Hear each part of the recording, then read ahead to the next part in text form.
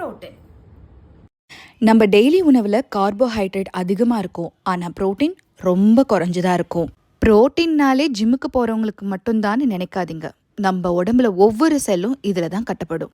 நம்ம குடும்பத்தில் இருக்கிற குழந்தைங்கள்லேருந்து பெரியவங்க வரைக்கும் எல்லாருக்கும் புரோட்டீன் தேவைப்படுது. அதனால தான் நாங்கள் ஸ்கப்பாவில் புரோட்டீன் தோசை மிக்ஸ் இன்ட்ரடியூஸ் பண்ணியிருக்கோம். இது ஒரு சிம்பிளான தோசை தான், ஆனால் புரோட்டீனில் rich.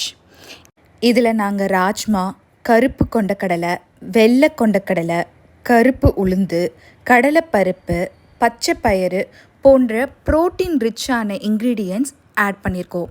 And top of it இது லேப் சர்டிஃபைடும் கூட. ஸோ நீங்கள் தாராளமாக இதை வாங்கலாம்.